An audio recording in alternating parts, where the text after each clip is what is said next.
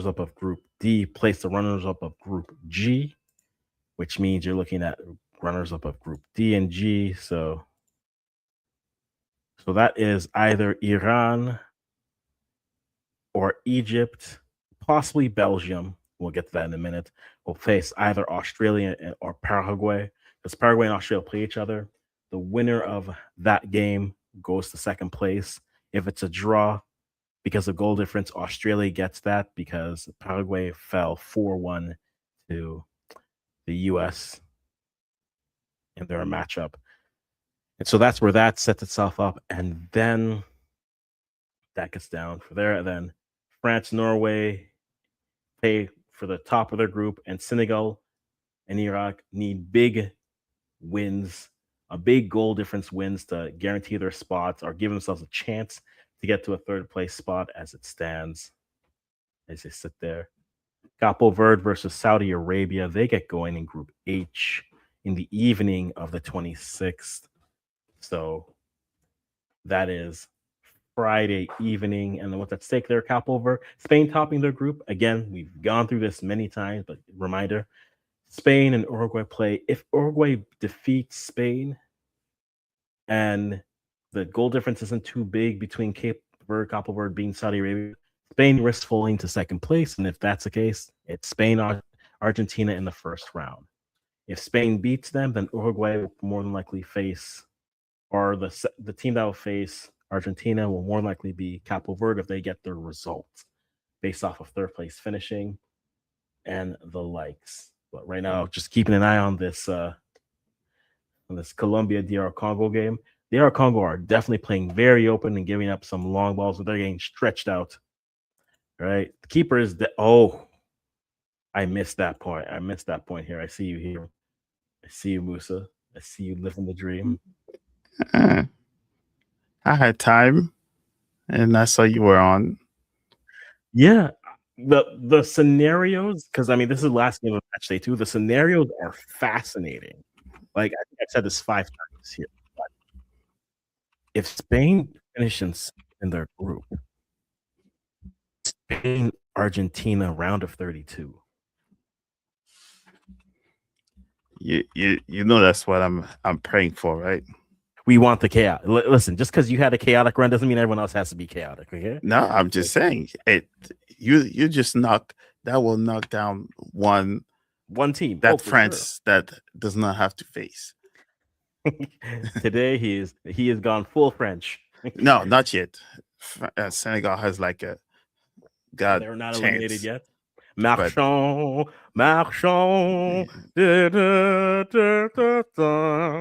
No, that's the wrong sport. Yes, I know. But this is what French Catholic. But I'm saying it's like there's a slight chance. But I'm just saying for the French part of things, the two biggest names, that's in the way of France is Spain and Argentina. So if they knock each other out, that's good.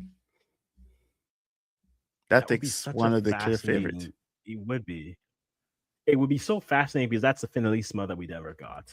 But then also, Spain, I think Spain will be as close to full strength if they make like the round of 16. Like I think quarterfinals by then, barring any like setbacks. At that point, you're like, okay, yeah, they're good to go. They're bumping on all cylinders at that point. But it's funny to me. Name. We said it in the Ghana, we said in the Ghana England stream. But like, imagine like this tournament is set up to put them on opposite sides of the bracket so that they don't face to the finals. And then just because Capo Verde have done the thing that we wanted, they dipped us a little bit of chaos, and because of that, there's the possibility. There is a possibility we could get that. Capo Verde was told, "Here's the script," and they said, "Listen." They're like, "Is this salt water? Okay, guess what? We live in the salt water, right? Let me get a bite out of this. All right."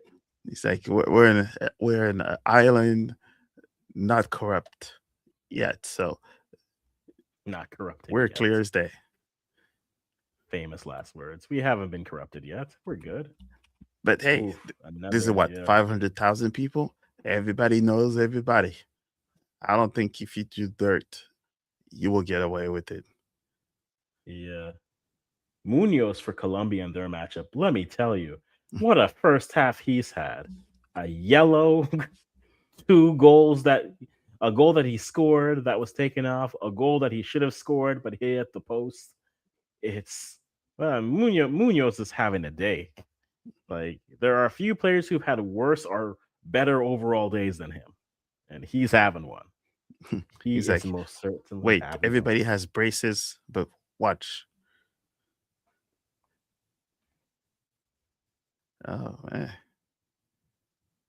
this game is good.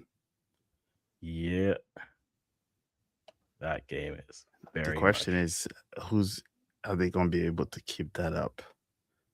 Mm. These are the questions, and these are the breaks. And we see our legend, Labumba, Yes. is over there doing his thing. Hey, maybe they need to give him some acknowledgement and be like, hey, listen, things that didn't go as we wanted them to, but we are going to It's just funny that people are um, they know what he's doing for the country, but a little but they bit don't know know the about, history. yeah. So they don't know that whatever they're doing at this moment is what everything he stood against. It's a lesson of history, but hopefully some people will learn it. It's just a very yeah, because like if you read the history on it, you're just like, You're like, oh, "Mm-mm." oh, And what's currently happening in today's political climate, that's exactly what he fought for. And some of these Western countries have something to do with him not being on Earth. yeah. As we hit the cooling break, what was it? I think I saved it. The best was like, what's it Ooh, called? Belgium. Someone tweeted like someone a Belgium football account was just like, um, hey, we drew. Hey, we didn't lose to Iran, but it didn't cost us $300 million. And then like someone from Congo was like, no, it's like we don't delete our tweets. And then I'm paraphrasing, and then someone from Congo was like, oh no, you didn't have to, but what you should do is you should pay Congo that 300 mil for what you did to them. I think it was just like, listen, he's listen, getting there. the receipts are out there, okay? The Yeah, receipts are out there. there's plenty to go around for receipts. So I saw that I was like, you know what? I'm not gonna stick my head into this because I know l'histoire. I'm gonna be out here in these streets here doing nothing. But now the question is you see how what they're all talking about the Ghana game, right? That favoritism is clear as day, and the only people on Earth that said otherwise are, what is that? Four, six, four, two, four, six, eight pair of eyeballs Here's my that thing. say it wasn't So here's my thing, and for everyone who's trying to figure out what we're talking about, they're referring to the fact that um, the PK. they there's a VAR shout that could have been brought, but it wasn't even checked. Mm. The one thing I'll say to that point is this tournament overall has been officiated in a way where it's I'll say it's very Just say it. FIFA-esque, right? It's very FIFA-esque. As long as it doesn't mess with money or their name, they're like, yo, keep doing what you're doing. Are you a government interfering with what we're doing? No? Well, live your life. Hey, hey, hey, hey, hey, hey. We're It is clear as day that there's an agenda. it's it's clear as day that there's an agenda. Don't get me wrong, but the way that they've officiated this tournament, it's it kind of falls into place, right? It yeah, unfortunately, it falls into place into that Yeah. what we because it's one of those, Ghana, Uruguay, or story right now forever and ever and ever. Mhm. It will be brought up, and Ghana being so close to England with all of the historical stuff. Diaspora That and yeah. yes, that will continue to come up now for forever. It will. But like as Daniel says, like it's been a very aggressive tournament. And they've not and that's the one thing that this game is doesn't feel like an outlier or physical. I get what you meant. Yeah. So Like he's it's right. been a It's been very aggressive, but yeah, on the receiving end of the aggressiveness, it's certain folks that have had the benefit of the doubt versus others. true. Yeah. But in the same sense, like it's been like I feel like they aren't giving calling. I said this in the Ghana stream, and this is going to be it gets very trippy. So I'm going to try this again. They've not called fouls to a degree that at this point, when I see a foul and I know it should be called because they aren't calling fouls, I'm fine with them not calling fouls because though it is a foul, it's not a foul in this World Cup. Therefore, a foul isn't called. Yeah. I understand your point on that, but if it's on the outside of the box that does not have a impact on the game itself, those Agreed. files I will accept those. Mhm. But if it's a situation where the VR is made for it, and we check the VR for goals, we check VR Mhm. for offsides, we check the VR for activities that's happening outside of the play itself. Mhm. This one is like the camera was literally, it was a 1v1 to begin with, and then the other player came in, so everything was zoomed to you. Yeah. So now I'm starting to wonder if, unfortunately, which is something that we don't like to see, is that do the players actually have to now stay down, everybody argue about it with the ref? That way, that gives It's them a little time yeah. to review, because that's the technique that a lot of people are using now, is that if they want to persuade, a little bit of an overview, they will make sure that they stay down Yeah. for some amount of It's time, and then there's true. a Yeah. pause, and then they review. I feel like it's overcorrected itself because I Yeah, feel like in 2000, like in 22, like it felt like any contact in the box, they were at least going to look at it, yeah, right? If a blade of grass was blowing and then it tickled a man and he buckled, they're like, no, no, we have the screen. Let's go take a look. This to be safe. It feels like this is either settle into a space where it's just this is how it's going to be now, and if that's yeah. the case, okay. They can I review without mean, stopping the game.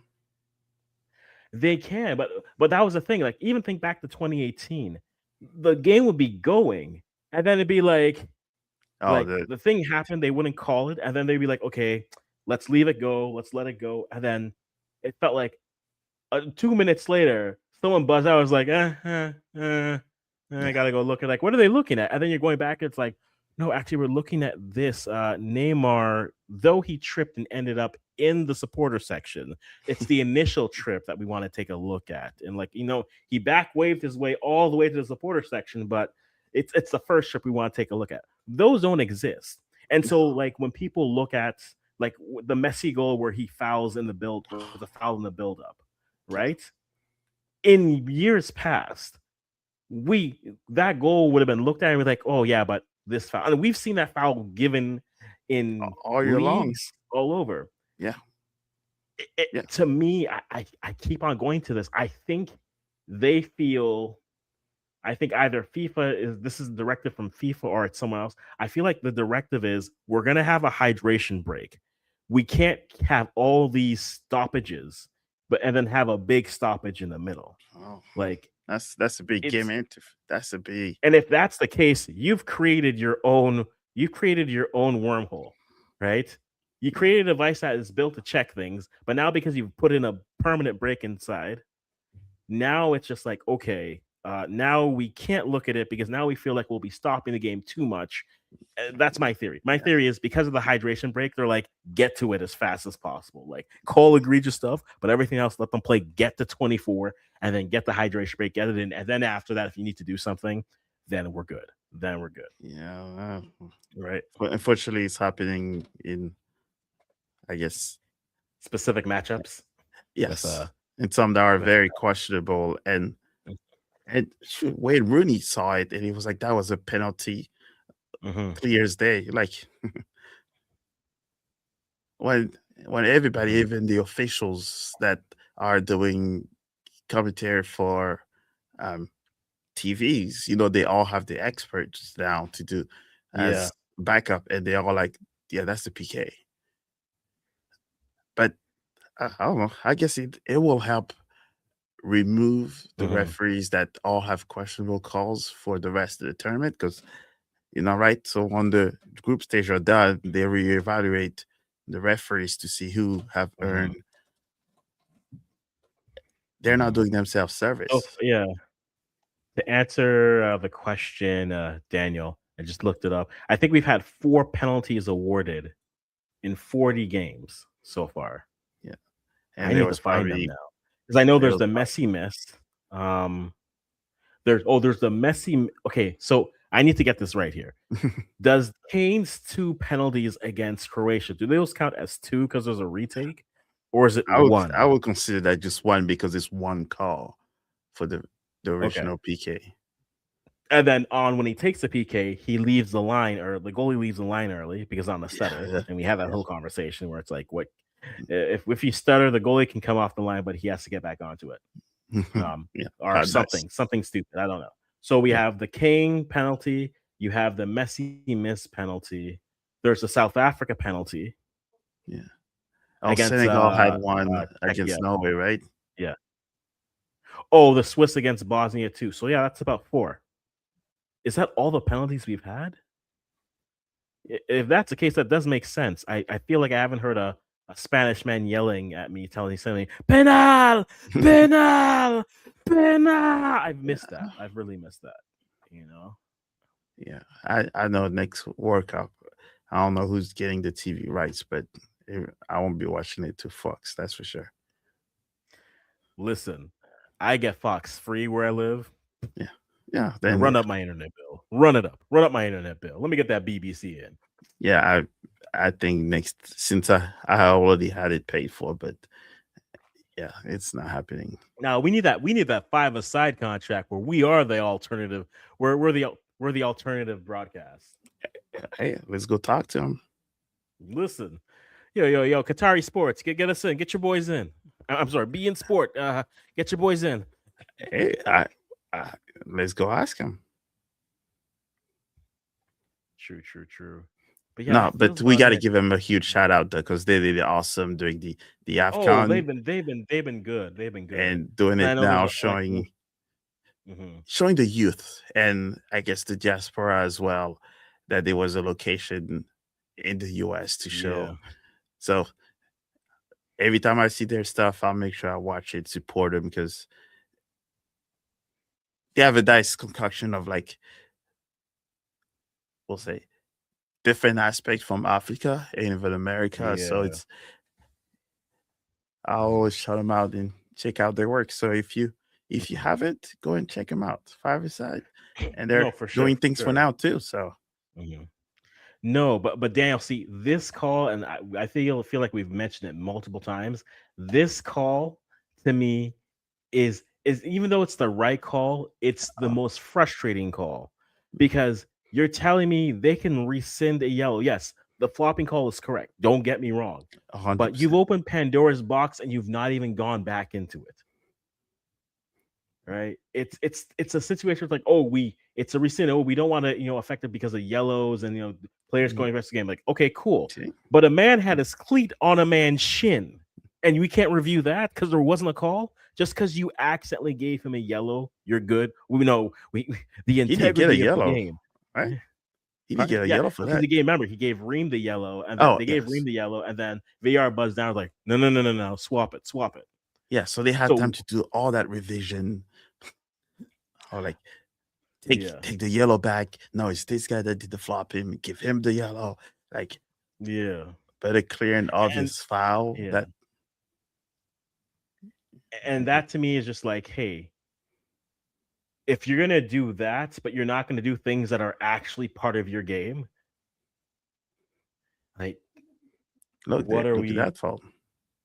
Yeah, like, what are we doing? And that's where the like, it's the consistency, but to their credit or to their detriment, they have not called much.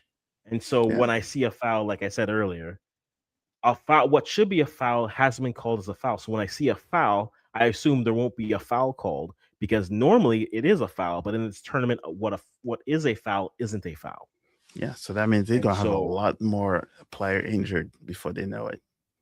they will, but it's almost as if like it almost feels as if they went to Reddit and then went on like a couple Reddit like stream lines and they're just like, there's too much flopping around, and they saw like average Americans are like, and maybe it's not the Yeah. Americans, but I'm just using it. Like maybe they like Oh, went there was like, there's a lot of flopping, they're rolling on the ground too much. Like fine, just get up and play, just get up and play, run and play. And it's funny because like I'll watch a game with like my dad, and my dad will be like, "Ah, get up, you aren't hurt." I'm like, "Dad, have you been kicked? Dad, have you had someone try to go through your leg on a kick? Okay, because it's yeah. not comfortable. All right, No. And a lot of these dum dums now, these way are wearing shin guards are like this big, so yeah, they get a full blown contact. Uh, the flopping is an old tale. We see basketball do it. We see football do it. And mm-hmm. there's even a old football player that put a tweet that says that use the Ghanaian AU that had the bandits. Yeah, He was yeah, like, "Oh, he just got kicked, and there's so much flopping, so now he has the bandit. Yeah, there's blood, and dude got staples." yeah, And he went back on the field. Most of those guys, once they have staple, they don't even go back. yeah, And everybody's blasting him. It's like, "Are you suffering of CTE and stuff?" Because the man got yeah, staples on the sideline, banded, and then went back on the field yeah, because he's playing for his country. No matter how you yeah, don't like the dude, that's 100% respect. Like, for it is the sure, for wrong sure. flopping you're talking about on. Mhm. Yeah, we talked about this. The 70th minute of Ghana versus England should have been given as a PK in that situation. Mhm. Yeah, it probably should have been. But again, to the point, because there's nothing called, it's not even looked at, right? The one drawback of VAR that you have now is you're in a world where if I don't get it, VAR will. And you No, should. Mm, make a call. Worst case, like I'd rather have a ref make the wrong call, go to VAR and correct it, my bad. Yeah. than for the ref not to make a call and then hope that VAR swoops in and tries to save it. Right? VAR is a great tool, If used properly. but it's a tool that was built for like a specific. VAR is Pandora's box, right? Mhm, Ultimately, because it was built for one egregious moment, right? mhm. And then now we're like, well, what else can we do? Can it's it's a toaster oven, right? VAR is a toaster oven, and now people are like, listen, you check me out, right? I'm not gonna bake the chicken. I'm just gonna fill the baking dish with oil.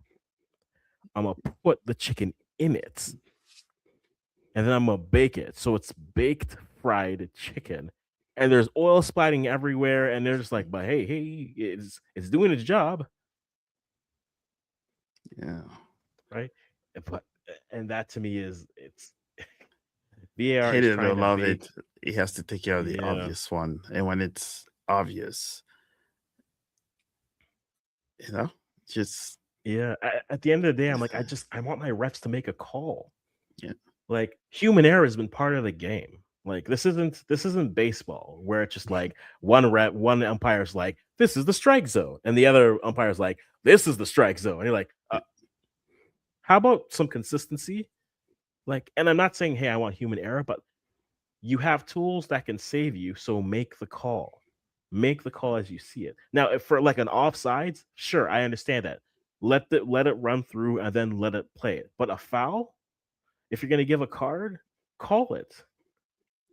Because And now it's we're reaching the point, like we're gonna reach games where there's no flow whatsoever.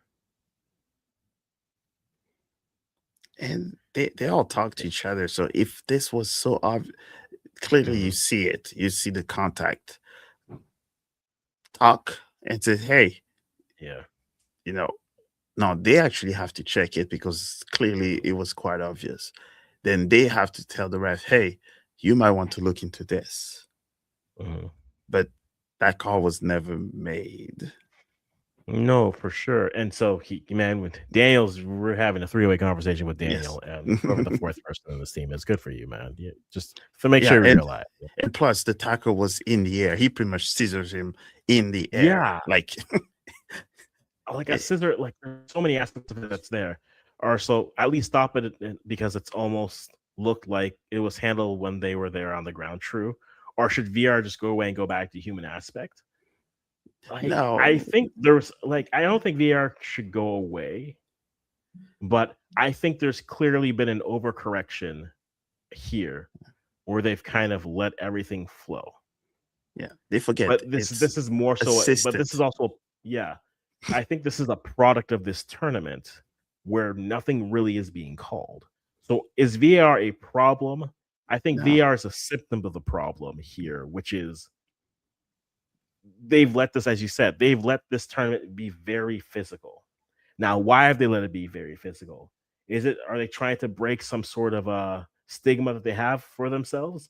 Possibly.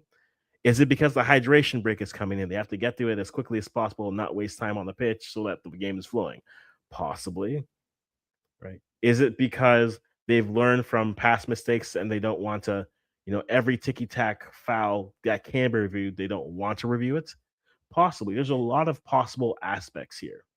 But I think for me, the concern is if you have use the tool. And so if VR isn't going to be used, I think it's a fair conversation to have as we got 5 additional minutes of injury time coming through. But it's just I look at the lack of VR is one thing. I look at the lack of calls as the lack of VR is a symptom of the lack of calls in this game overall. And it's an overall thing. yeah, but it messes up with the teams that are more physical Mhm. because now it ruins their flow because they will get calls still. It is, and especially in a tournament that's gonna be dealt with a lot of pressure, a lot of pressing, a lot of counter pressing. Then Look, a non-foul lets you go and build up, and in that type of situation, if he just lets it go, it's like, okay, now he just lets it go, and now they're flying. mhm. So, I get it. Yeah, I guess we'll never have it. Actually, I don't. That's a lie. I don't understand it at all, right? I'm You never struggling to will. understand. Fortunately, you will see that use it as the assistant. That's what the thing is. And if you make a mistake, is but I rather, like you say, make the mistake and then tell VR that you made it instead Mhm. of when the game's over and it's time to pick who's going to do the round of 32. You sit in front of your boss and they have your peer review and they all see all the bad Mhm. calls. You're not going to get it. You're not going to go to the final. Usually, finals, if you watch the ref that goes to the finals and you made Mhm. semifinals, they're the one that have the less yellow cards, the less red cards, and the less obvious errors. Yeah. And if you messed up in the VAR, they're not going to put you in the VAR and least likely to be on the pitch. Mhm. You're going home. No, it's true. And this is the US. When you're not working for the World Cup, you go home. Yep. You can enjoy your 3-city, tour, like I thought Ghana would do, I thought Ghana would have, like, a nice 3 city tour. They'd see Toronto, they'd see Boston, they go to Philly, and that would end it for there. But yeah, for sure, it's definitely a good conversation as we bring Nelson in to this conversation. Getting to halftime here, 0-0. I think DR Congo are playing with fire, but they're creating chances, but it's way too open of a game. Oh, But Nelson is here. I have to go. oh, sir, if I could All free right. you, yeah, you aren't running from any of this. Nelson, how you doing this evening? I'm chilling. Kind of okay game, I think. Yeah. I'm not Colombia is such an odd team. Sometimes they're really Tell good, me about the sometimes oddity. no, sometimes they're really good, sometimes they've created a lot of chances, but Mhm. like nothing solid. Like maybe Okay. 1, 2 chances that they should have like buried, but man.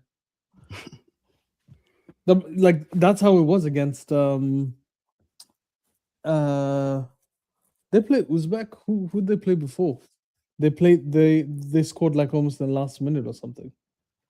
But it, Uzbekistan or oh no, the Colombia. No, they no, had I'm saying, scored. yeah, They got the third goal in additional injury time, but they yeah, were yeah, up 2-1. That yeah. yeah. But like the way they should have beat them significantly. Like it wasn't meant to be a close game. But again, they have the quality to punish Congo. It's just a question of when. But that's Yeah. kind of how you said about the. That's what I said about the Ghana game, and then Ghana kind of. Excuse me. Ghana came back. Ghana found every bus in Kumasi. They got every bus in Accra. They took every bus from the Volta region. Yeah, we'll go there. But this is great because we haven't talked about this enough as we're getting closer to halftime. And Mo, so how's your Senegal team doing? Because as Daniel asks, was there behind the scenes issues with Senegal? SARS, the one who showed up along with the younger player, I can't recall his name, and Bai would be who I think you're talking about. But a West African team with administrative issues and a coach that hasn't paid at a World Cup, a tradition like no other. They I hadn't paid the coach. Is that what you're saying? no, he literally his contract clearly got signed like yesterday or the day before. He came here without one. Oh, he came here without one. Yeah. He didn't deserve it. They should have just they shouldn't have even given it to him to begin with. This is the part where I really get annoyed with a lot of African countries, and literally all of them except we'll say Egypt and Morocco and stuff, is that we cannot have anything nice. What do The you mean? moment we start getting our praises, the Mhm. moment we get the flowers that those countries deserve, they decide to show us the other side of it. I don't remember one country that has done so well in football Mhm. that they've continued after that success to continue and be a country that you can use as a blueprint.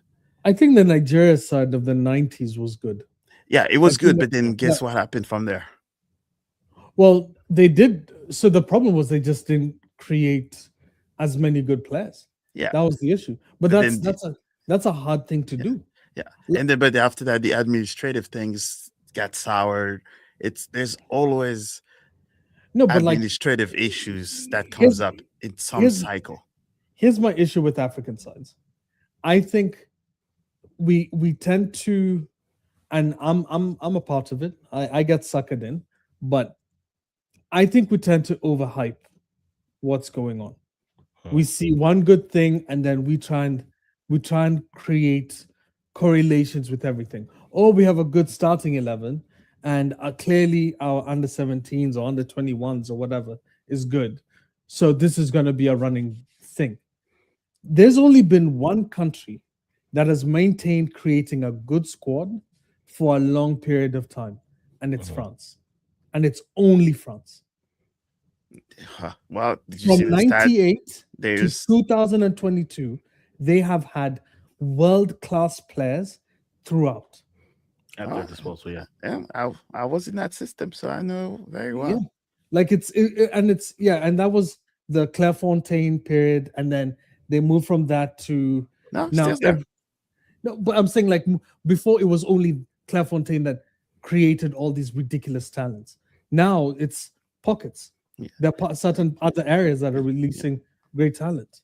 Yeah, so pretty much what they do for Clairefontaine, and I think most people don't really know about, is that every region in France has representatives that Mm, also report to Clairefontaine. mm, So when they're aware of kids are that showed some talent, mhm. that they're, I think, almost every 3 months or 6 months, they all take those kids to Clairefontaine and give him the curriculum that French soccer has to follow for throughout their system. So that's why they're able to have, like, if you watch the French team now, probably 6, 12, or 14 of them have known each other since they were like 9, 10, 11, 12. So they've all have known each other Yeah, from, but that's not just unique, because in the England squad you could say the same thing. They've but all known each other for the long time. German but squad, you like could say the same. played. And a lot of these, if you watch those guys, it's like they've all grown together. Some of them were in their French 2021, and then they go to the Oh, Olympic together. Then they go to the senior team together. no, yeah, but you could say that with the England side. Like it's the same thing. The Judes and all of them. Like what's the name? Musiala. If it Yeah. wasn't for Brexit, Musiala would have been English. Yeah. The Brexit is the reason why he went to Germany. But But you see how they were able to kind of snip some of them from here and there. These guys were yeah, but talking like a that's dozen. you're talking. Yeah, but I think here's my point about France. That's been rather interesting. I think what you're seeing, a lot of the talents that are coming out, the top talents like Right. Turkey, like maybe even an Olise, Mhm. that's not system. That's just pure ability. Like especially Ran Cherki. Ran Cherki is amazing at Yeah, dribbling. he's different. He looks like a street baller. Like is. He is. Olise is a street baller. Yeah. That to me doesn't come off as that tells me your street level football in Paris, in maybe Marseille, Nope. is elite. You know what I mean? Like what I'm just saying, like I in the just bigger count. cities, yeah. In the bigger cities, you'll probably have elite level football. But what you see, like in England, you can tell these are system players now. They Mhm. come from the Man City Academy, Liverpool Academy, United Academy, and Chelsea, Cobham. Like they come out of those systems. They look good. Like if you watch someone like Morgan Rogers, he looked amazing at Man City's Academy, looked amazing at Aston Villa. Put him in this squad, and he looks a little bit like you can tell he's like, what would the coach tell me? You put Mhm. Ryan Cherki on the field, it's automatic. You know exactly what he's going to do. You can't stop it. You mean you don't know what see he's it. going to do? Yeah, exactly. But you know the impact. It's immediate. It's not a question. There's no discussion. But it's funny that France was able to create these like organic, let's call it organic footballers. While like Brazil has lost its authenticity because they've been trying to get players who fit the European model and not the Yeah. Brazilian model. Mhm. That's the issue. Yeah, their problem is that just they go lost. too early. Like if Yeah. you watch a lot of them, by the age of 14, they already found out, and then Mhm. before you know it, 16, they already have a They're pre-signed turned contract, into yeah, and yeah, then once they turn 18, they're gone. So pretty Yeah. much they're Well, not Brazilian even like players. Escobar was like 16, 16, Yeah. 17. Endrick was 16, 17. Yeah, they all. Vinny was 15. Yeah. 15, Mhm. 16, he was going to Real Madrid. So I agree with you. The flair, but also like I was listening to what Brazilian fans were saying is that the Brazilian academies are literally building them to like be European. Yeah. They're not building them to be Brazilian. They're like, this doesn't give us money. If we build a European style Brazilian, we can make 20 million, 30 million. Yeah, Quick on a 16-year-old. Yeah. exactly. Right. Hey, they say France has what 98 born French players in all of the countries across the World Cup.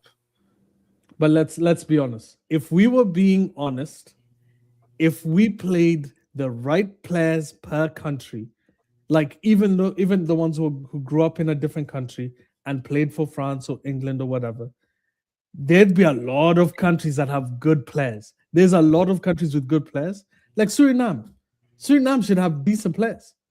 Yep. They actually have a lot of good players. You'd be like, oh wait, Suriname actually has a decent squad. Nigeria, if Nigeria somehow had a competent FA, Nigeria would have been an exceptional side. Like we're talking top 6 side in the world. The problem is, do we really think that even those that we now say are like the superstars, would they be superstars if that situation would have been what Osimhen is a superstar. Osimhen is a superstar. Yeah. What's his name? Ademola Lookman's a superstar. Like superstars. That's one in like outliers. No, but that's what outliers are. There's only one Mbappe. You remove Mbappe from France, they still can win. It's still a good team. No, they're not. It's not a guaranteed win anymore. It's a good team. It's not a great. Yeah, exactly. But yeah, you remove Osimhen, you put Victor Boniface. You're acting like they don't have decent, like another amazing striker who was bossing it up at Leverkusen. I think we're talking like 5, 6, 7, 8, 9, 10. No, you didn't let me stop. I can continue. It will be Bassi. They have amazing players. They're not in the World Cup. No, they're not in the World Cup for different reasons. Let's be honest. Nigeria's not in the World Cup because of multiple reasons. The Nigerian FA plays politics more than it thinks about football. Let's be honest, a lot of African nations have good football players. It's the FA that blocks it. I tell you this from a Kenyan perspective. We used to have 2 FAs. It never made sense to me. Never made sense. How do you have, we had FKF and we had KFF or some crazy thing. And both of them used to have, like, one was validated by FIFA and the other one was validated by the government. And so you had that issue of whenever we would go to the big competitions, one side has said we want these guys, the other one says we want these other guys, and even if you were good enough, if you were locked in with the wrong side, you're not going to play. So for maybe 10 years of our time, we never sent any of our good players. We never sent them. And by the way, ours isn't unique. Cameroon has 2 teams. Exactly. Cameroon literally had 2 teams. And if they send one strong team, Cameroon has a much better side than what they have now. And it's a common issue across Africa. Like, as you said, Morocco and Egypt, especially those 2, have been able to, like, politics hasn't really affected them. I'm pretty sure it has. If you speak to a Moroccan, they probably do have some issue. After the AFCON, yeah, but like if you assess them, they've always been more rock solid. That's the part that annoyed me with the whole Senegal situation, because it just popped up, right? Like, there's place accommodation. That one was kind of raising questions, because if you go look where Algeria is, they're in Kansas. They live in the whatever they call it again, where a part of the hotel still had normal guests. So that part that rubbed me the wrong way. I was like, I don't know why you guys are complaining about the hotel. Go play soccer. You're here temporarily. The meals, that's the one that I was kind of upset, because the athletes, they have to fuel properly. They shouldn't have to worry about ordering their own food. But Musa, let's be honest. The only reason you're hearing those stories is because your team sucked. That was before. No, because those stories, you even hear them with European sides. You hear that with England. Yeah. Go listen to England players. Whenever What? they go to certain countries, they even complain. They're like, we No, but don't with eat their food. now they're not complaining because I know uh, Norway. Actually, Norway was the smartest one of them all. Apparently, they brought their own food, Yeah, like yeah, sure. the Yeah, But that's what I'm saying. that's no But you're surprise. proving my point. Yeah. Like, yes, some countries are able to do it, but it's not across all the European nations that they brought their chefs and they brought all of that stuff. Most of them, they still go to you go to your continental breakfast and you Yeah. get your carbs. Yeah, Like, yeah, but they're doing a what if I forgot those services they use um to order food. or That like DoorDash or whatever. yeah, Yeah. those that's where I put a lot of it on the FA, right? Because it's their job to make sure that every athletes are comfortable for that tournament. None of them should have to worry about you know But sleepwalk. but Musa, this is why I have to say, I think we as Africans, we tend to over overplay these kinds of things because we're trying to validate, oh, this is a reason. Let's be honest, you guys sucked at the friendlies. The teams that were chosen at, because I was defending you guys. Akwasi had called it out multiple times. Why is it that this team isn't being set up correctly? Why are they attacking with no? It's like there was no respect on the teams they were facing. It's like this idea that they were going, we can beat everyone, so we don't care about how we play.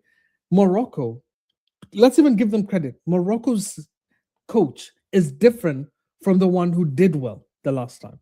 Mhm. But Yeah. the way he sets them up without, like, he doesn't open them up. They'll win 1-0, but it's they attack well. They attack more than the other one. They attack more than last World Cup. But Mhm. they're still rock solid.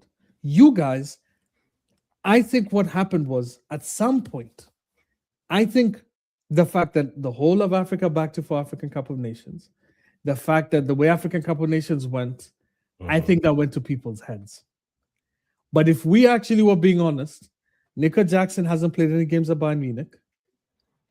Ndiaye, who had an amazing season, didn't start. Mba is a young kid with a lot of talent. He is Yeah. still a young kid. Coach has Mane plays in Saudi, so his level is a lot lower.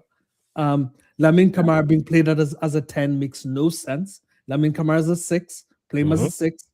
Pap Gay, for as amazing as he is, Pap Gay only seems to work with Lamin Kamara.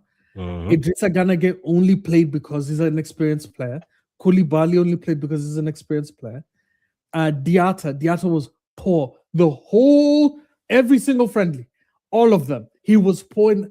I even called it. I'm like, come on, this I guy think can't play.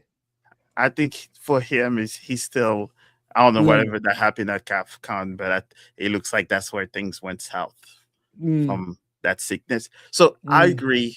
There's a whole bunch of Possible questionable reasons. decisions, Yeah. Yeah. and trust me, in the Senegalese news and people talking, that is 110%. Even Koulibaly himself said that he made 3 errors that cost us goals. In Yeah. in one game or 3 hours per game because Now it should have been per game. he was He made talking about 6 this specific game because he pretty much got because he was so cooked. poor. Yeah, Yeah. he was Yeah. poor, So but he was also poor the first game. Yeah. Even you called it. You said, and I I didn't quote, want him to start. you I said was he was so poor, and the noise from Senegalese fans was he was he should be benched. yeah, he shouldn't have started. Yeah. That it was a clear I maybe that's where it's those situations where like the Ronaldo situation, like where the Mm, senior players sometimes tend to not want to play him because of whatever reason. mm, I don't even understand why Mbai not starting. He's even though he's the youngest, he's still the Mhm. most decorated player. Like we said, yes, Sadio Mane has a Champions League, but guess what? Bai has two back to back. yeah, Bai but he has, didn't really play.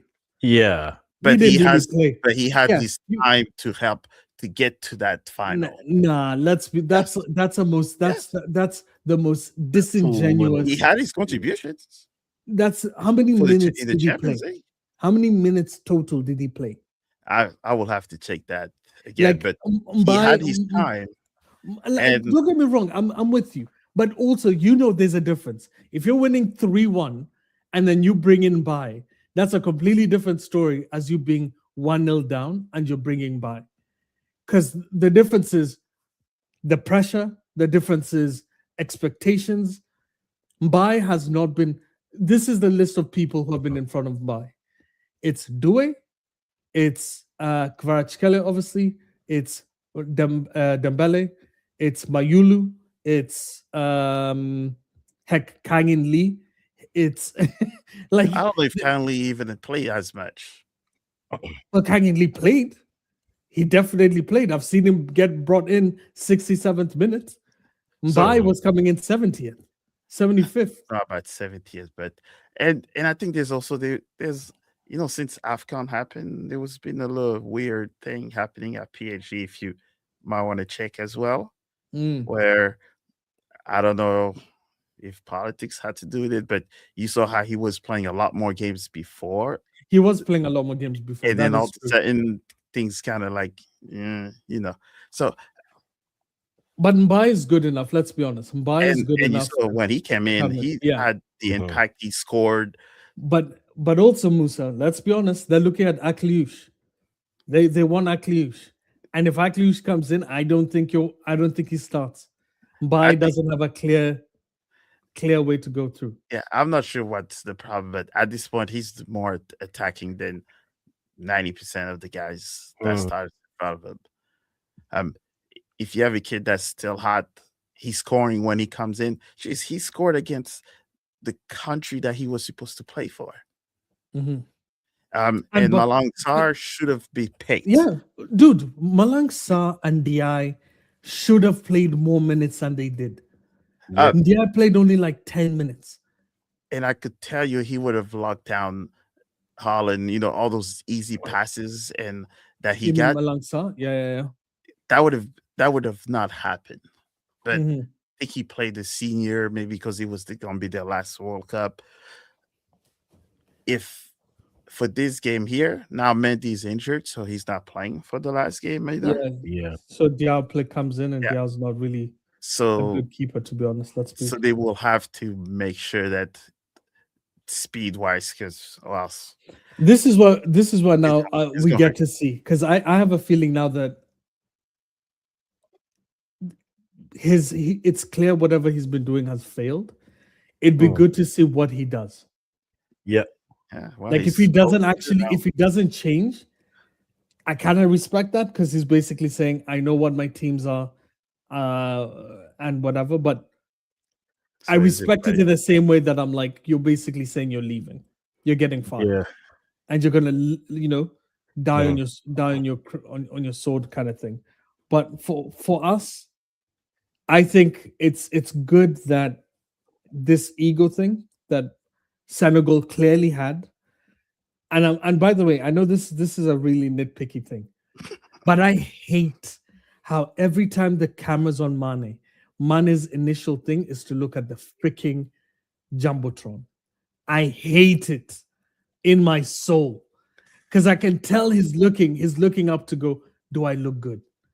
Oh, I don't know if it's that, but No, it that definitely he's is. too I much of a see it humble with. person to say that. Maybe he's looking No, at he the isn't. time or When he punched up, when he was punching up people by come on, Munich, don't let him. he wasn't being humble. Well, hey, it's still competitive. Come on. And dude earned it, by the way. So let's just put it this straight. Yeah. But hey, look, I think it's going to be interesting to see how you guys kind of end the tournament. They better go all out. Mm. That's for damn sure. But you know what? Ghana have. So would you say for the Ghana game with Mhm. England, was it Ghana good or was it England bad? Discuss. Um, I mean, I think it was. You know what, Musa, you go first because I have my yeah, thoughts. I was gonna let you go first. No, I'm a host. Yeah, I mean you're hosting too, but like you're a guest here. You know what? It was a little bit of both, Mm. but I think England showed what we've always known about them is that if they're hot, they're extremely hot, and cold, Kane disappears completely and he's not as threatened. Okay. And they literally got bailed out. I told Kwasi, and The concert. England got bailed out Mm-hmm. big time. Mm-hmm. Okay. But they've not shown us consistency that the other European big countries have played so far. Interesting take, and I think I'll build off of it here. That should I be a yellow, think by the way, that foul. yeah, I'm sorry, just stop asking for what yellows. What No, yellows look, will be look. fouls, what fouls will be play-ons. This is this tournament. I think in this game we saw what both sides are clearly missing. I think creativity in the middle for England that's not named Kane, and even within that, they still had some good opportunities that they just couldn't finish. Kane misses an opportunity near the end of the game. There's a few free headers that Ghana gives up. On the flip side, I haven't seen a Ghana side defend. That's the tweet. I haven't seen them defend well. Nelson, remember the Wales game? Remember the Mhm. Wales game where they were ushering Welsh players into the box? Yeah. And so, to me, this is something. This is the something I've asked for Ghana for the last, it feels like their last competitive games. Mm-hmm. I think it also shows what Ghana is missing, but you knew Ghana was missing things. Ghana, the things that would have helped them in this game weren't available for them. They didn't have a midfield, and that became very evident that unless you have Iñaki tucking in, unless you have Antoine Semenyo tucking in, any pressure from the midfield is non-existent. It has to come. Any attack was just direct. It was Iñaki, you're fast, get at the end of this long ball. It was, hey, Antoine, you're fast, get at the end of this long ball, or create something when you cut inside. I think in terms of that aspect, that's what I saw. I think the England, yeah, TRC is just sending shots to try to get those to go through immigration. They are, I think, Ghana defended well, but in transition, they were so poor that England couldn't take advantage of it. And then you also saw England where it's, unless they're going to come out and play with them and it becomes more of a speed game, they don't have the creativity, I think, to have chances. At least in this game, we'll see what they can do against Panama. That should be a win. But for me, like to echo what Musa said, it's a little bit of both, but you kind of saw what Ghana was capable of defensively, but you still see the offensive issues, and you see the deficiency offensively that England has building up. And because I think the stat of the day for me is 19 shots and only 3 saves from the goalkeeper. Mm. Benjamin Asari made 3 saves. I counted 4, but it's 3 saves, or I counted 4, and then plus a shot off the woodwork. When Ghana didn't try to build, Ghana couldn't build up. They couldn't string together a pass, not passes, a pass. And when they did, it was a thing. So I think that's the bigger issue for England. Just you couldn't force a goalkeeper to make more, at least a decent amount of saves. Everything was off the frame or off, just off the post, and just it was nowhere near. So I think it showed the deficiencies of both sides, but the pleasantly surprised side for me was seeing Ghana actually, hey, we're parking every bus we can find and we're going to defend, and that's how we're getting a point. And that's how Senegal got the win against them in the friendly. That's how Japan got a win against them in the friendly, and they were able to do that. So I think that's what my takeaways from that. What about you, Nelson? Well, I only caught the second half. I didn't watch the first half, Okay. so that's why I didn't have Fair much input. But in the second half, what I did see was I saw the Consa challenge. That definitely should have been a penalty, in yeah. my opinion. But a low block, the reason why, like, I don't know why it's frowned upon in this World Cup. Maybe people just respect other teams that easily, but I think, or sorry, not respect, but people think that they can easily just dominate other teams. But Mhm. the low block has shown Cabo Verde, Mhm. you guys, it's shown. I said this. I said even France aren't good against a low block. They don't have plans to break low blocks. Mm. In the first team, in the bench, they do. Like they have France has Ryan Cherky. If you have Cherky, you have a chance. But Yeah. when they played when they played Ivory Coast, and Ivory Coast beat them, why did they beat them? They sat in a low block. They Mhm. just told them, hey, we'll sit deep. Our midfielders play covered. They do all the Yep. coverage. And all I need from you is lock down. Lock down Mhm. one person. Just Single is good enough to lock down. By the way, singles stocks are probably through the roof. I feel bad that he's injured because I think Single was clearly looking at was one of the best defenders in this World Cup. Mhm. We haven't had a lot of good defenders, by the way. Like all the good ones that came in, all the guys with a lot of high marks. Kusanov has been poor. Mhm. Vuskovic has been poor. Gvardiol, who's looking to leave Man City, looked poor. Gehi, I rate Gehi. Gehi Mhm. has looked a little bit shaky. Konsa, well, I don't think many people rated Konsa, but Mhm. still, we've had multiple bad defenders. Upamecano had one great game against Nico Jackson, but that's also kind of unfair because they play with each other by Munich, so he kind of Mhm. knows how he plays. I can't wait to see Norway versus France True. Yeah. I because think that would be Haaland. hilarious. Do you Yeah. remember what Haaland did to Upamecano? Haaland made Yes. Upamecano look like he was supposed to leave Bayern Munich. Bayern Munich were trying to get rid of him in his first season. So this is either redemption or back to form. Yeah. It's one or the other, and I can't wait. But Upamecano has probably the best defender in the world right now, playing next to him in Saliba. Mhm. Saliba's ridiculous. So Fair enough. I can't wait to see. But from your game, what I gathered was your team sat deep because your team wants a draw, Yeah. They and wanted to England draw had to that. win. Yeah. England had to try and get the win, and hey, they didn't penetrate much.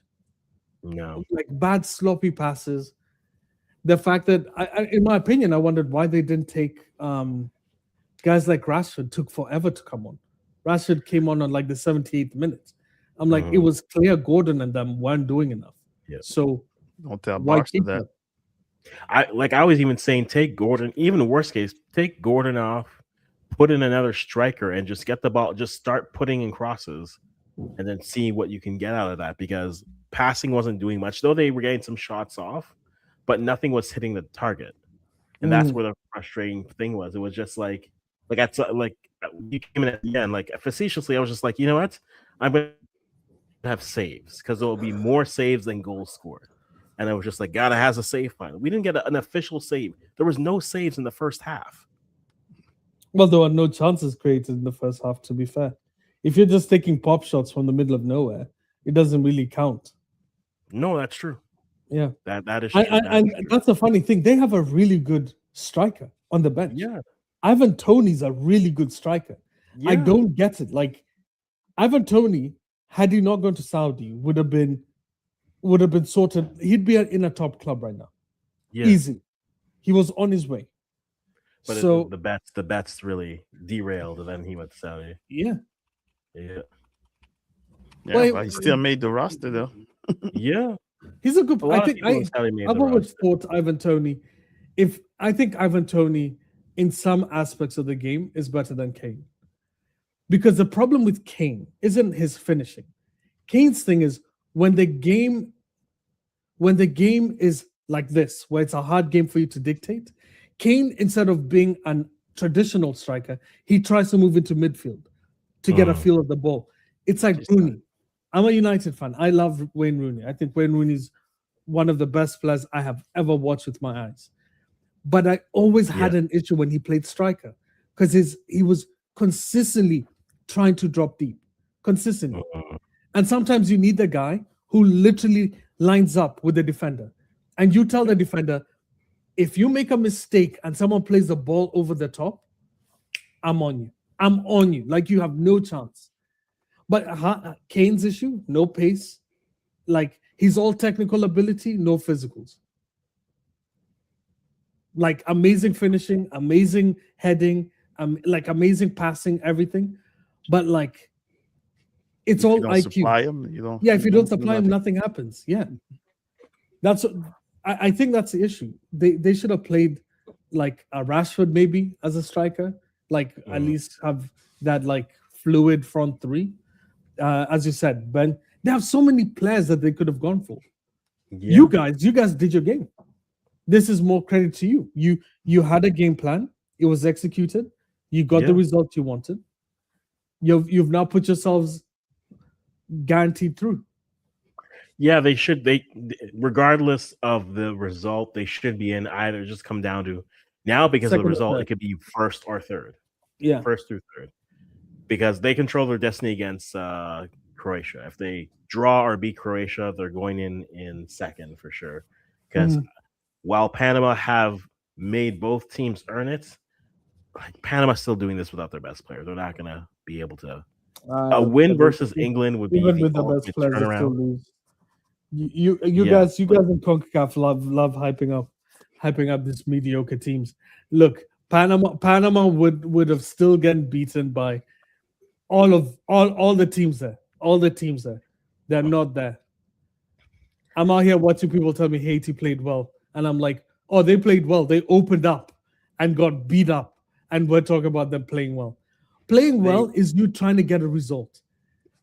Football is a game of results. Here's the thing, Musa, you're Frenchman. You can tell me when you guys lost to Italy, who was the better team? It was not Italy. It wasn't Italy. Was Cannavaro the best player in that World Cup? Heck, was he the best player in that game?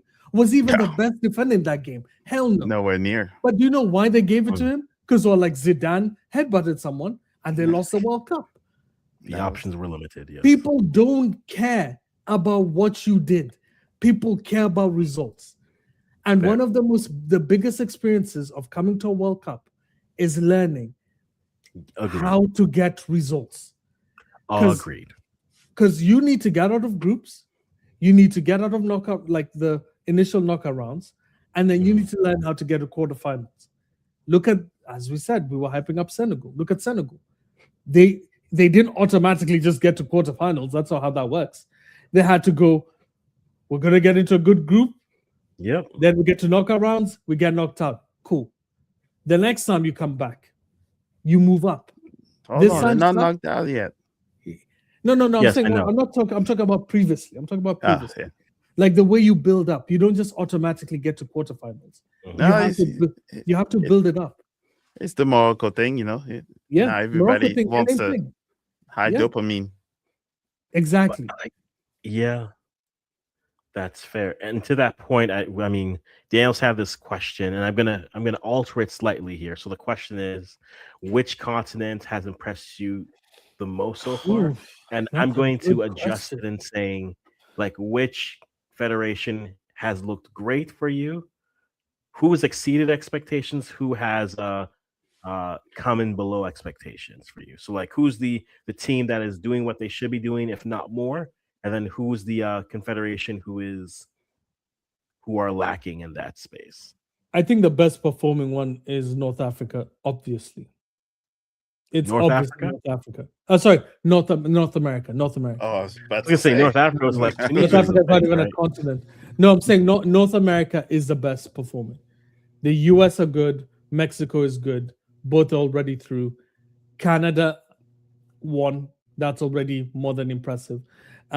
So, like, dude, Qatar 6-0. That's the Asian.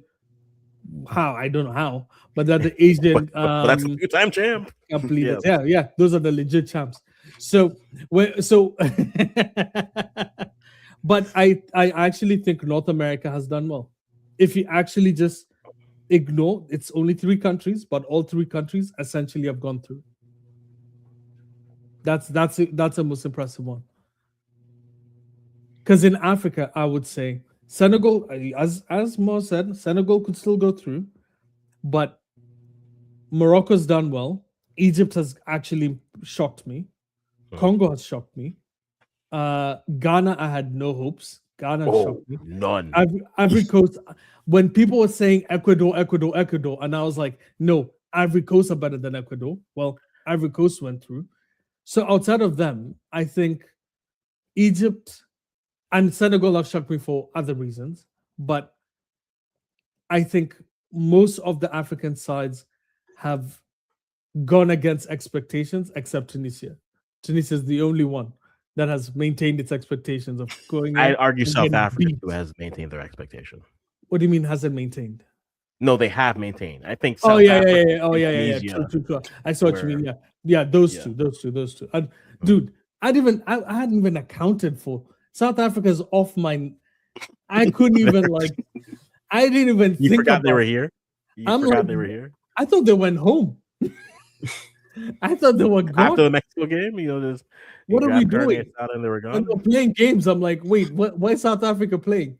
What are they doing here? But all in all, I think I had more hopes from Asia. Like Japan are good, but like Australia did well the first game. Second game, they just faced a really strong US team. But the others like have been pretty meh. Like they play one good game, then the next game they suck. They're very inconsistent. But Japan and Australia have been obviously, in my opinion, the top 2 teams in the Asian Confederation. But just them. Okay. Forgone. I've hugged the mic. Fair. Musa, for you, what about you? That- Which confederation? Federation. I'll definitely say the US probably surprised me the most. Same. Because maybe it's because I'm here too, so we hear a lot of it. They've not shown it as the gear that they've shown in these last 2 games. I did not see it coming. So they kind of messed with us a little bit on, the little teasing, set the bar low and exceeded. And I think probably that Tunisia is probably the one that has done the worst very quickly, right? Because South Africa have shown a little bit the last game of what they're capable of if they don't play from the back. So each of the teams have shown us a little bit of what's feasible. But Tunisia was all across, from the goalkeeper to the striker, was a disaster. That makes sense. Japan is doing what they're doing. I've seen them throughout the years. Their bar is just going up and up. So I'm curious to see what the CONMEBOL and Central America has to show us in the next few games. Yeah, because South America, in my opinion, has yet to, like, Argentina are good. Ecuador have been subpar. Brazil have been subpar. Who else is in the South American? Right, because they have what? But they have CONMEBOL Central and South, right? So those are 2 different. Yeah. No, but that's why I'm just saying South America. I'm just putting South America as one thing. Okay, so you're gonna get yourself in trouble now. Yeah, no, yeah, they can come at me. I don't care. Because to me, the only Argentina, Brazil, Uruguay are like the heavy hitters of South America. The true heavy hitters. And only one of them has maintained themselves as a big hitter. The other 2 have been like, and to be fair, Morocco's not an easy opponent. Morocco's a good team. No. Every team is going to struggle against Morocco, all of them. But the fact that they outplayed Brazil for one half, Like, and we don't, not like a little bit, like truly outplayed them for 45 minutes. That was ridiculous. I expected more from Brazil, but we now have just come to accept it. Brazil, this is not the Brazil of old. This is a really crap Brazil team. It's yeah. It's like I've said for it's not your uncle's Brazil. It's not your father's Brazil, but it's a Brazil side that like fun fact. My sister was like, who's a good like underdog team to root for to win the World Cup? I was like, Brazil. honestly, take Brazil. There's no pressure on them right now. No pressure. Brazil has the That's most what, pressure. that's Okay, what there's you pressure think. on them, but it's like Brazil listen, at home. Brazil has- always had the pressure. But what I'm saying is, like, it's not. We're not putting them saying it's France, Brazil, and It's not Spain. you, to but win the you World don't Cup. put the pressure. It's the people that put the pressure. Oh, So understand. Brazilians don't even want to hear. Brazilians' view is minimum final. That's why Anything else is just that's like why they why make sure Anything that else Neymar was is down. a bad. Like Yeah. they can maybe understand if you get knocked out in the semifinal, but it's like a bad refereeing decision. They can be like the referee's the problem. But if they get knocked out, and by the way, they could easily get knocked out in the first round, depending on who they meet. They face any of the big sides, they're getting wiped. Any of them. Because that Morocco game, if Morocco had the shooting boots on, they beat them Yeah. easily. Because let's remember, Brazil scored out of nowhere. You can't keep expecting Neymar to just Neymar, Vinicius Jr. to just like conjure something out of nothing every single time and bail you out. Yeah.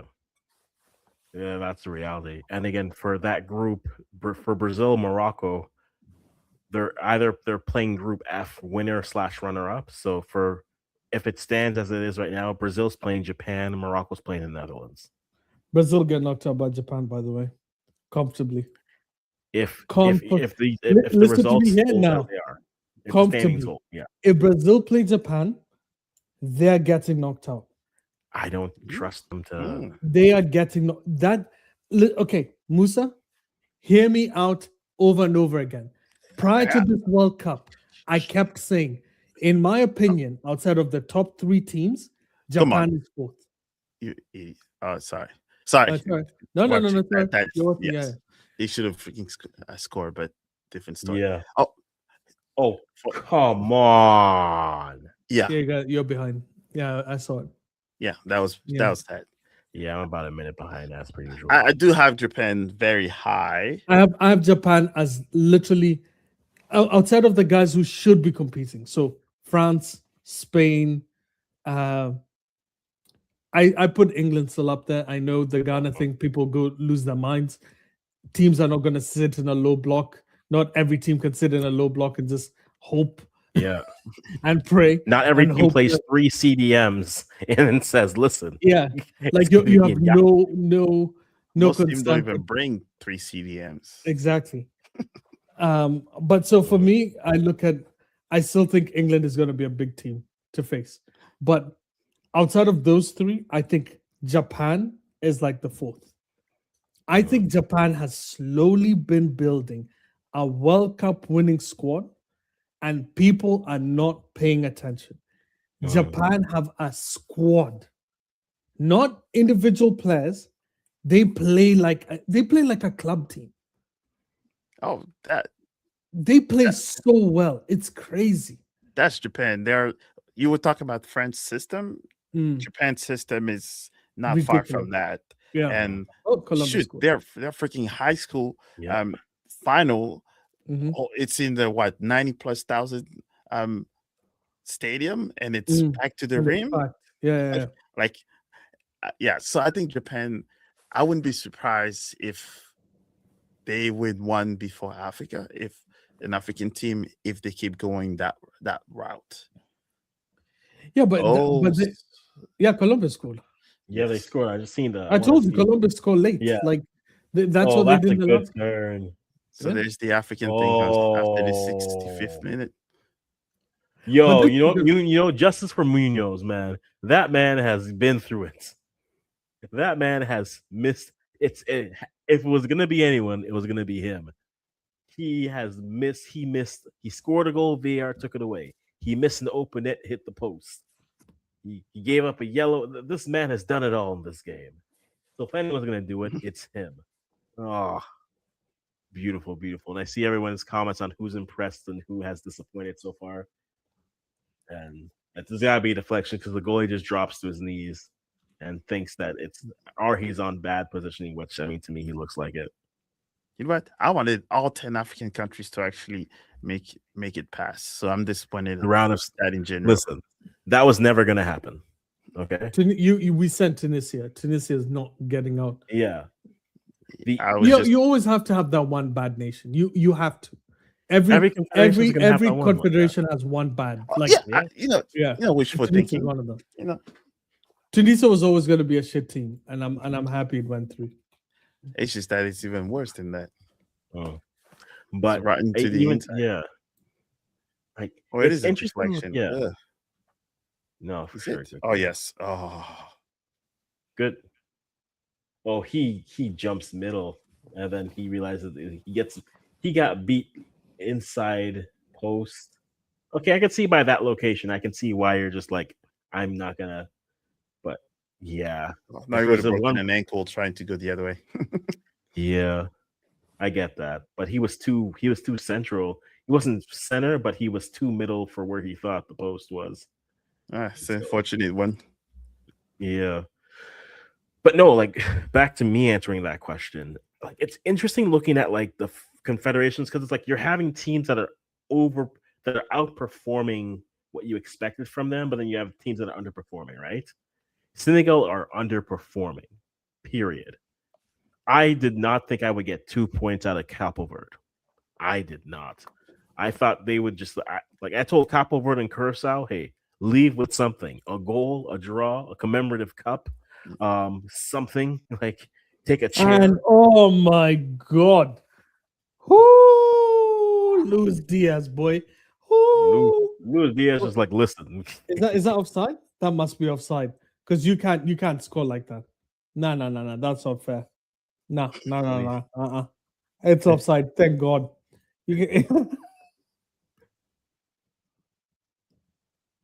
No, it's not offside. He was calling a foul. He cannot be offside. No way, that was pushed him. He didn't. That's crazy. Oh, watch, they gonna use VAR. Now they use VAR, but VAR doesn't even tell us. You know, like normally. Oh yeah, that's a sketchy one. Yeah, that's a goal. That should be a goal. It's like it's not being consistent. Yeah. That's the least surprising thing. Yeah. Consistent on making bad calls. I like the first week of matches. I was like, oh, this is great from referees. And now we're like, oh man, these referees suck. No, we went from, oh, the refs are letting them play. That's great. And they're like, yo, ref. And then right around the France game, the France-Senegal game, we're just like, yo, ref, you're going to call anything? Like you have a whistle. Like, use it. Woo. And then now we're just at, Dude, Congo is so bad at progressing. Yo, Wan-Bissaka is shocking at attacking. They took our compliment way too far. Oh, Diaz. Yo, you guys keep playing with Diaz, man. I told you guys keep playing with Diaz. They scored a second. He was talking about bad about Diaz. It's off again. How many times is it going to be offside? Stay on side, buddy. Let's see. He wants to get his brace. He thinks he should be in the conversation with all the forwards who are scoring braces. He was very offside. He was extremely offside. I just hate when they let him do all the work and then. And I think that's what you start to see players. You see how he celebrated, right? Mm-hmm. A lot of the players, when they know it's a questionable, they wait. Face the referee on the end. Yeah. Because I think it's almost worse when you do your celebration and like, no, partner, come back. Yeah. But you see, that was way too much movement to wait to say then offside. Mm. Like if you're offside and you know he's offside, call it before Oh, he does all the extra. Oh, the ball didn't go. Oh, that was actually not a bad pass. Sounds like he's gonna get his. Dude, if oh, he Neymar, gonna make sure he get reading what his. Daniel said, if Neymar plays against Scotland, that'd be nuts. That would really tell me Carlo Ancelotti has no idea what he's doing. They're gonna break him.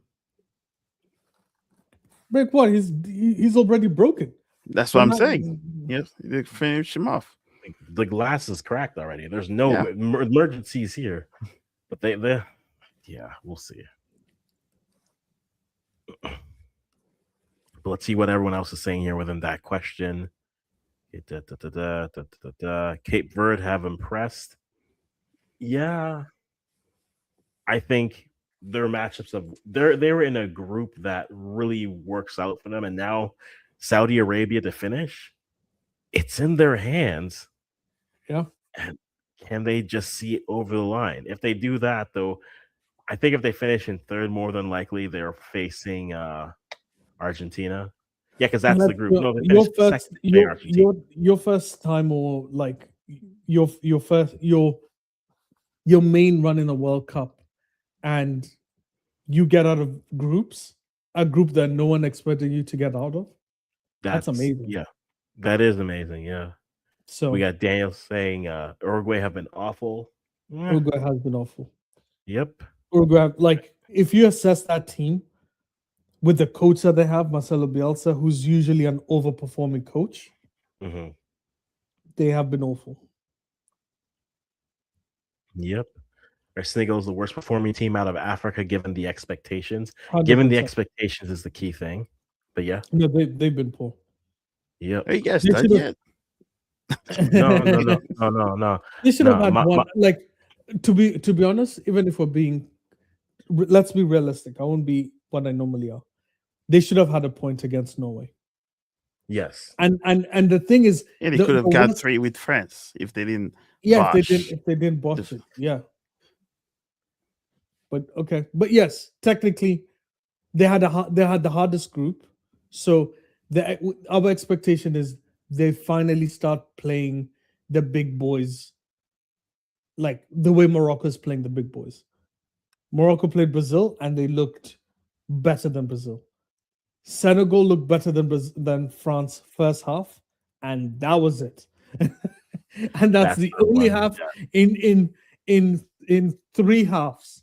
1 half against France and 2 halves against Norway. They have been. And the poor. problem is like, and it's that the only problem I have by saying they were the worst performance is that it was key moments from key players Mhm. that had the biggest impact for the result compared to other teams where it was the entire roster Yeah. that went, right? So when we say Tunisia, when we say South Africa, right? Mhm. It's crash and burn.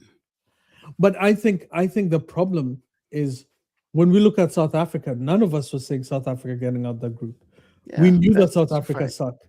With you guys, we were looking at you like, can you step up? Because actually, the truth is, Senegal haven't leveled up. Senegal have actually gone down. Oh, they have.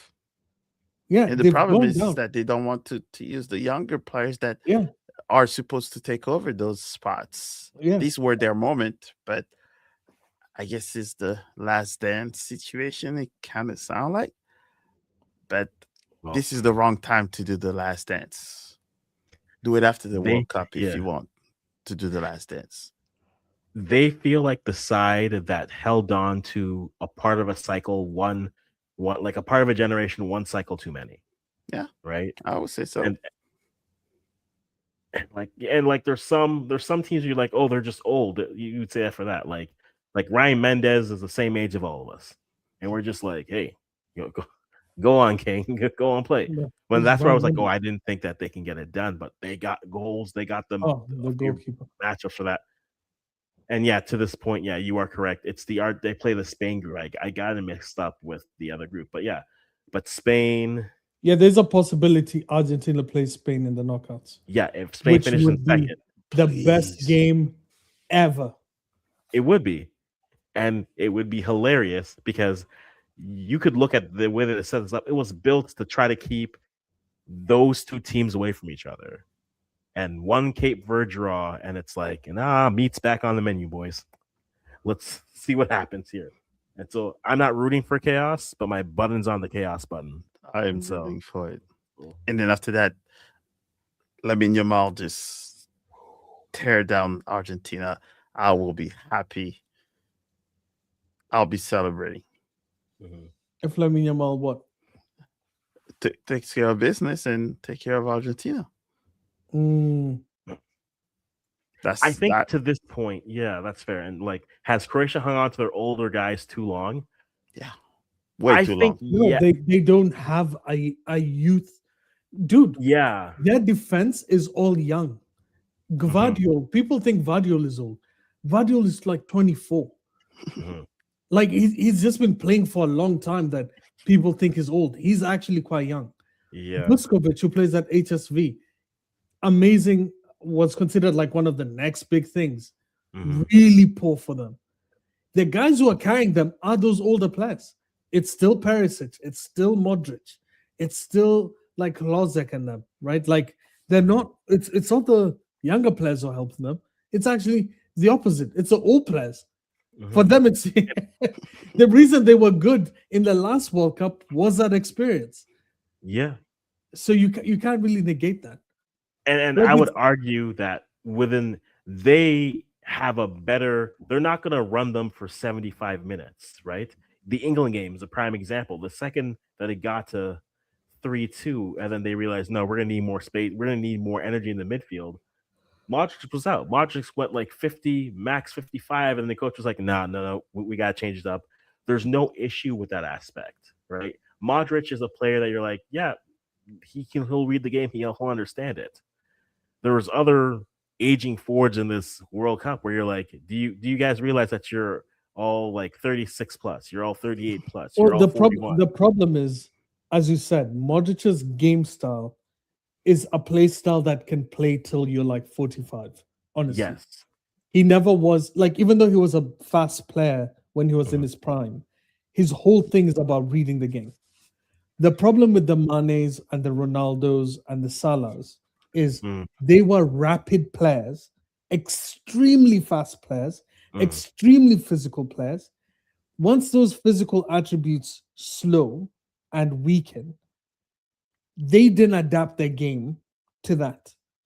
Mm. And in the positions that they play. So, like Mane, technically, should have moved to an attacking midfield role, right? If you're going to play for long, he should have Yeah. moved centrally. Salah, actually, to respect Salah, by the way, I don't know if you guys saw the last time, but the last game, but Salah moves centrally more. Yep. Like he actually does that. He knows. He's like, dude, I can't beat these kids for pace. I can't do it anymore. Yeah. I have to go centrally.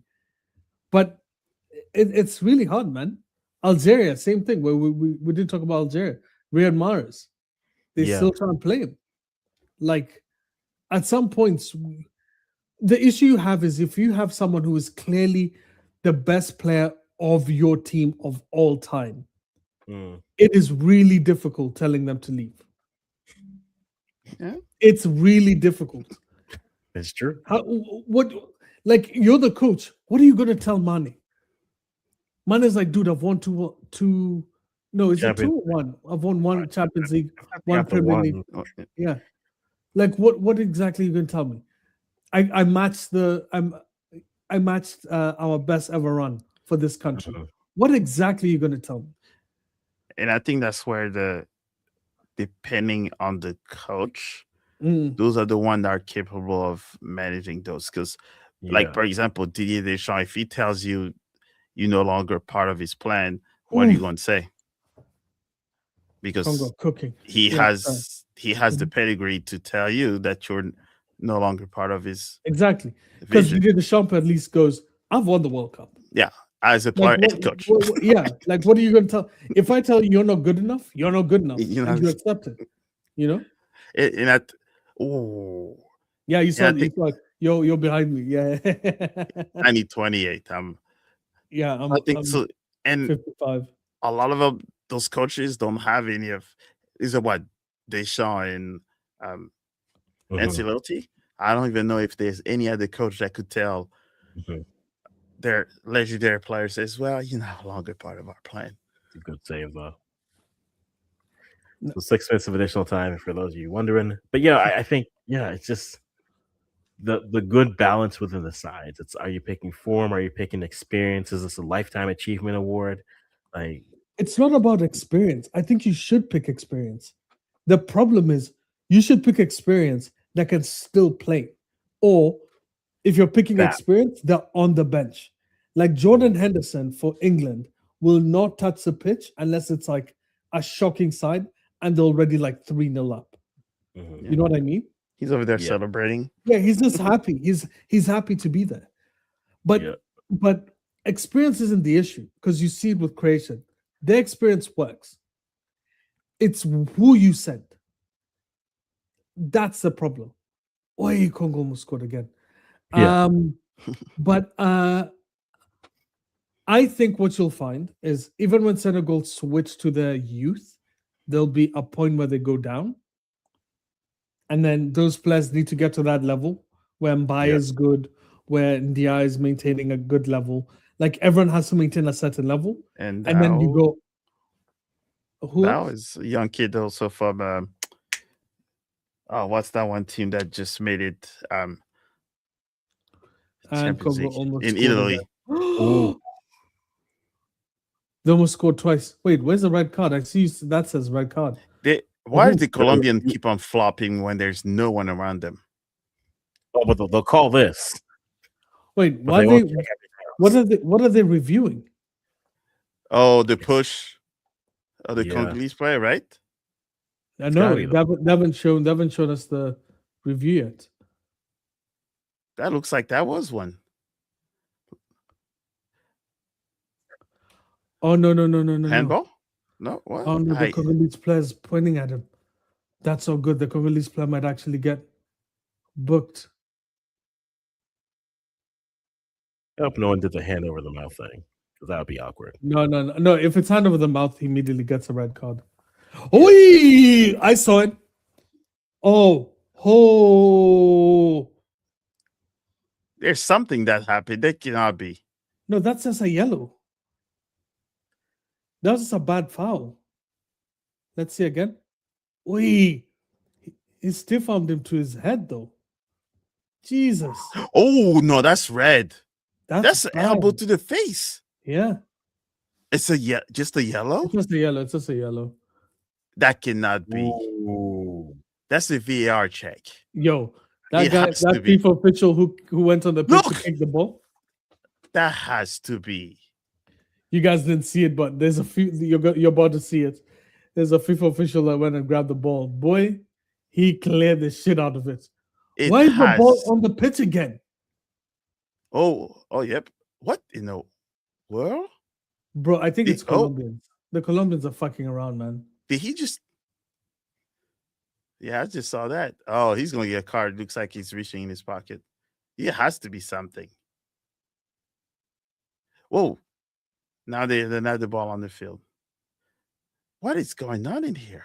But the and it started gamesmanship. raining. It started raining. That's when a good game starts. A good game only starts once rain kicks in.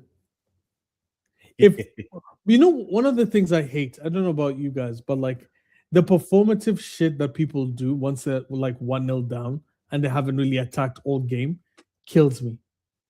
Okay, why is this ref now calling every little thing? Yeah, that's actually a thing.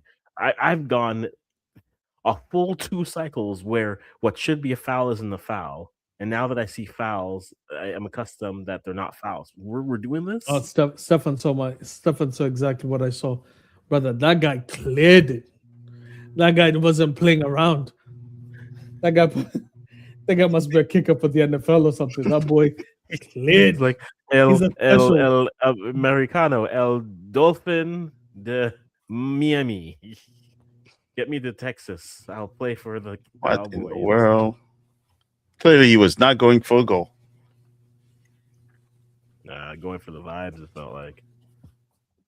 The problem with Congo is Congo isn't playing like they really care. Yeah, the game's over, but Yeah. I want to see Congo won. If your game plan is to draw and then you lose, like it's so hard to. What? No way the ref ended the game like that. No way. It feels about right. I can't wait for you guys to get there so you understand why that's crazy. Watch. Yeah, you mean you crazy? We've seen crazy. No, you're about to find out. What was that? Did he just stop it in the He middle of stopped it in the a play? middle of an attack. In the middle of an attack, he stops the game. That makes no sense. Yo, Oh, it's in the air. He didn't want to get At wet. least, crazy. at least let them clear it. He And then was you could- already wet. and then He was it- like, But I want to let's go be home. honest. To be fair, Colombia do deserve this. Congo Yes. just woke up only after the goal was scored. If you're gonna wake up when the goal was scored, you should have attacked earlier. They weren't attacking as well. Come on, let's be honest here.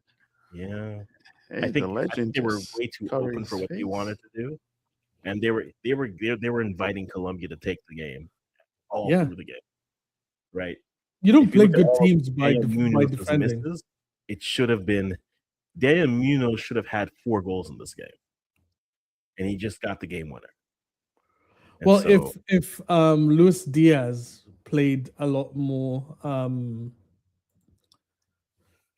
not aggressively, but with a lot more discipline, he scores 3. Those offsides he didn't need to rush Yeah. the game. He was clear. He had the beating of Aaron Wan-Bissaka for a while. Like, but even if you look at the stats, they created more. They created 2. Congo didn't create a single chance, like a single big chance. mhm. Agreed. And so with that, yeah, big chances 20 shot versus The 8. the keeper's name is Lionel Mpasi, and Pasi means ironing, like an ironing board. So I'm pretty happy with that. Look at you. The more you know. Brought to you by Nelson.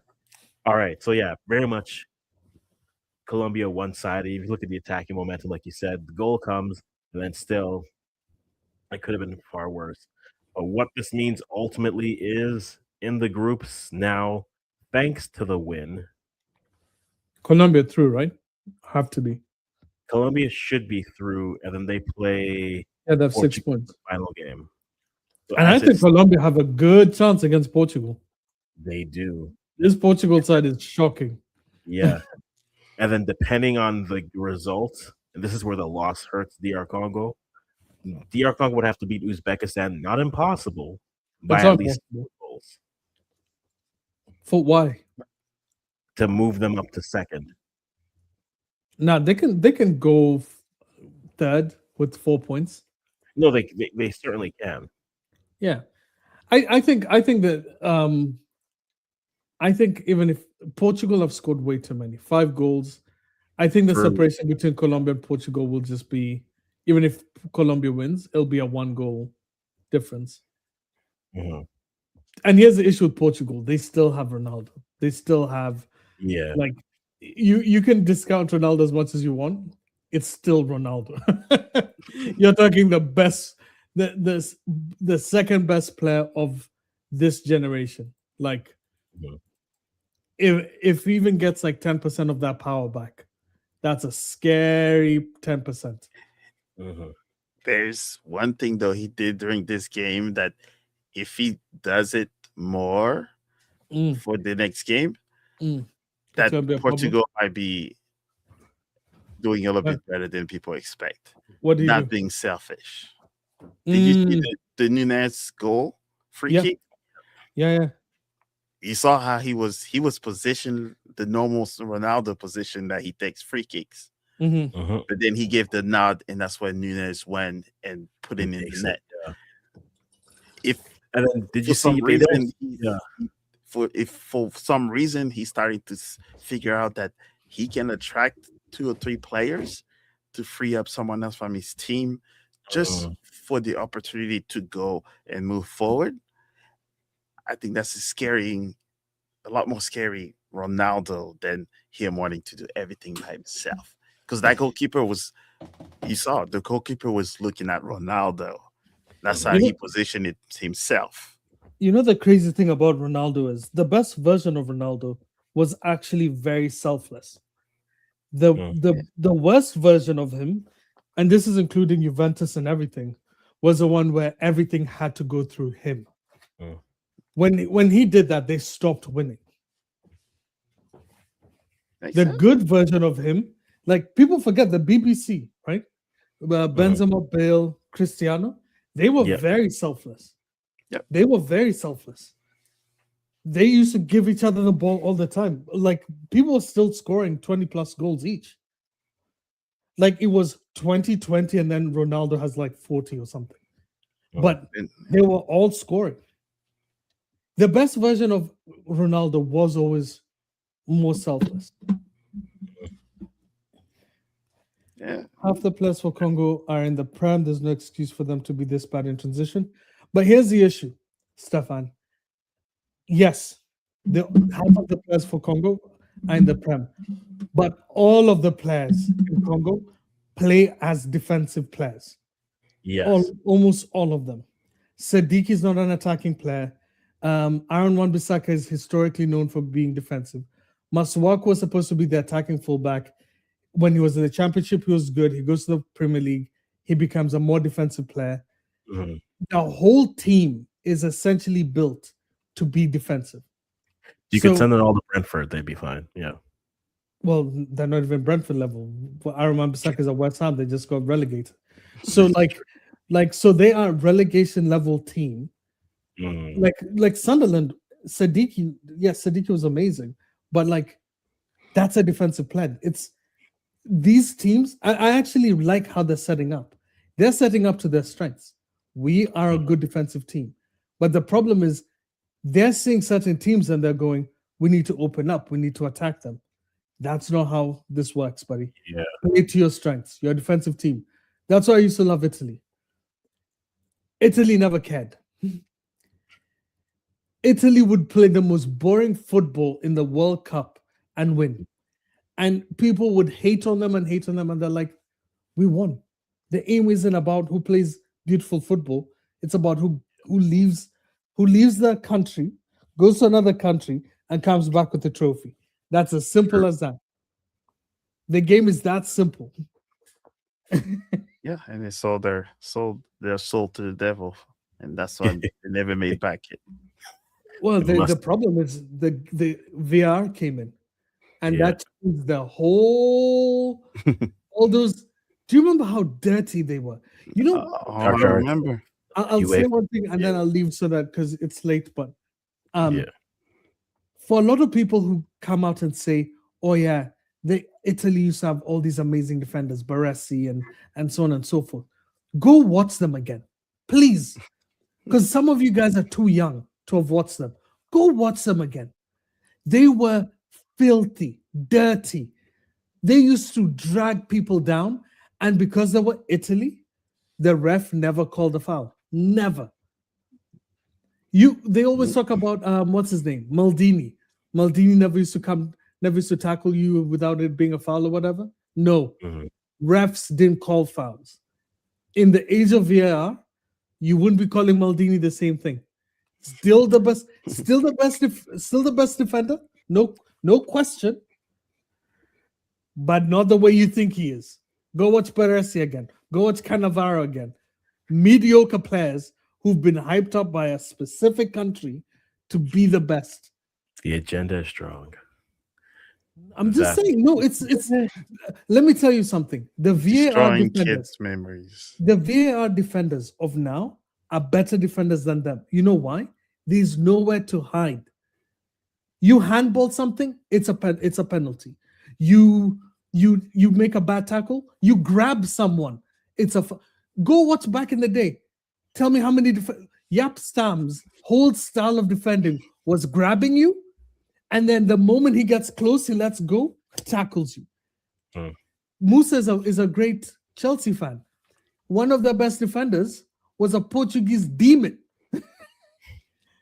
Huh? He played, his name is Carvalho. He played with John Terry. When people consider John Terry one of the best defenders, it's Carvalho who helped him. You know why? Carvalho was a master of the dark arts. He'd hold you in a certain way. You could never, if Carvalho is next to you, it doesn't matter how much space you have. You're not moving. You're not moving. They, Those things can't work now. Do you think Ramos would be a good defender this in VAR? Hell no. Sergio Ramos? Hell no. He'd have triple the red cards he has. Triple. That's Yeah. another story, boys. I have to go. It's the science of soccer. All right, so yeah, Nelson, thanks for stopping by, but we'll just wrap this up quickly, let everyone know again. So what is up at stake is because Colombia wins, they at the 6 points. What's important, and this is why Group K matters, say for me, Canadian. Group K is on the same bracket for Canada. And then the runners up from Group K will play the runners up of Group L. So as it stands now, you have Portugal versus Ghana. Oh, where's what's his name to do the CU when he scores a goal? What's his name? Where's Osman Bukhari to do the CU when he scores against Portugal? Please, not again. I can't deal with this. My Portuguese friends will be in my DMs and be like, hey, I guess we'll see you again. So that's why it's important. So Colombia is on Canada's bracket, assuming Canada wins their group. And then after that, the runners-up play the runners-up from Group L. So at this point, it's Ghana, but we'll see how that goes through. Starting tomorrow, 3 groups a day, simultaneous games. Get your dual screens ready, and let's get going. We're going to do the Canada game tomorrow. That's the first game. I believe that's at 3. So we'll have that game going. And then on Thursday, we'll keep you a date. Friday, I'm a little iffy on whether or not I'll be able to do anything because I will be at a game live. And so Nice. Look at you.